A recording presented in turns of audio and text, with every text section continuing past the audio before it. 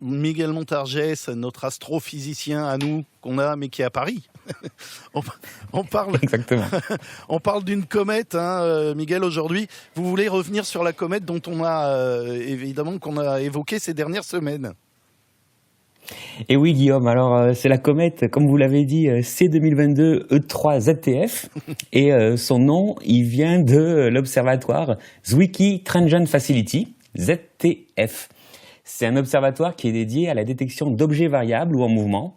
Et cette comète, on en a beaucoup parlé, mais je me demande parmi nos auditeurs qui l'a vraiment vue. Ben oui, effectivement, c'était pas une cible facile, hein. Oui, c'est souvent le cas avec les comètes. En fait, il y a un proverbe que j'aime beaucoup qui dit que les comètes, elles sont comme les chats. Elles ont une queue et elles n'en font qu'à leur tête. Alors c'est un peu injuste pour cette comète ZTF parce que globalement, elle s'est comportée exactement comme prévu en termes de luminosité. Elle est venue des confins du système solaire. Elle est passée au plus près du Soleil le 12 janvier et le 1er février, elle était au plus proche de la Terre. Elle était alors aussi lumineuse à peu près qu'Uranus, qui est une des planètes du système solaire qui est à peine visible à l'œil nu dans un ciel vraiment noir. Et alors, pourtant, il y a eu de chouettes photos, hein, publiées sur Internet. Et oui, c'est tout à fait exact, mais en fait, il s'agit de photos longue pause. C'est des astronomes amateurs qui ont fait ces images, et en fait, ils n'ont rien d'amateur. Ce sont des astrophotographes, et en général, ils mettent leur appareil photo derrière leur télescope, et ils vont prendre une image de la comète pendant plusieurs minutes. Donc c'est pas juste clic-clac et hop, on a une photo. Derrière, il y a beaucoup de traitements pour corriger les défauts des capteurs numériques. Et qu'en est-il de cette couleur verte dont on a tant parlé ?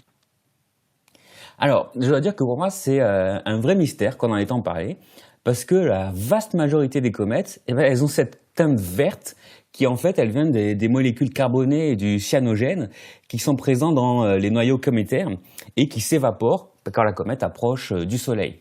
Alors, il faut noter que cette couleur, elle n'apparaît que sur les images longue pause. Pour les observations visuelles qu'on peut faire au télescope ou aux jumelles, comme pour toutes les comètes, et d'ailleurs comme pour les nébuleuses aussi, cette comète est apparue grisâtre. D'accord, d'accord. J'ai entendu dire qu'on ne l'avait pas vue depuis 50 000 ans. C'est vrai, ça ? Alors c'est tout à fait exact. Son dernier passage dans le système solaire interne, il date du Paléolithique. Alors évidemment, on n'en a pas de traces écrites, mais en mesurant son mouvement, on peut déduire son orbite autour du Soleil. Son point le plus éloigné de notre étoile, il est très loin, il est au-delà de l'orbite de Neptune, qui est la dernière planète connue du système solaire. Mais ce passage près du Soleil, en 2023, en fait, il a modifié son orbite. Et là, maintenant, on sait, en mesurant son mouvement, qu'elle ne va sans doute jamais revenir. Elle va se faire éjecter du système solaire. Bon, si on l'a loupé, dommage. Et c'est donc la dernière possibilité de la voir.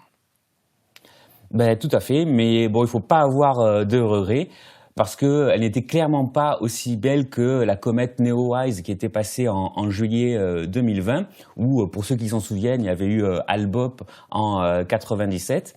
Et donc, en fait, en moyenne, on a à peu près une belle comète dans notre ciel tous les 10 ans. Alors, parfois, c'est plus court, parfois, on en a plusieurs dans une décennie. Donc, en fait, il faut être patient et il faut continuer à profiter du ciel étoilé. En plus, en pays catalan, il fait souvent beau, donc on peut en profiter. Et on en profite avec vous parce que vous êtes nos yeux dans les étoiles. Merci beaucoup, Miguel. Avec plaisir. À la semaine prochaine. À la semaine prochaine. Bon week-end.